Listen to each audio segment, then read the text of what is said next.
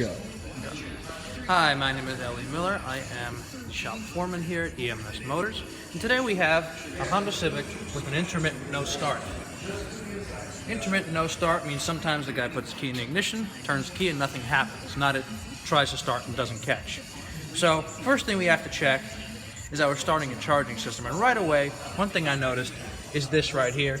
It looks like someone did a bit of a hodgepodge job on this battery. And then I go to turn that, and of course, the battery's moving. So next, of course, I check my other cable to make sure it is nice and tight, and it is not, it is loose. Now, if the cable's not tight, there's no way the car's going to start. So every once in a while, when the cable's a little tighter, it starts, cable gets a little loose, car no start. I should not be able to pull the cable off like that, and if the battery is loose like this, that can shake off all the lead on the battery's plates inside the battery.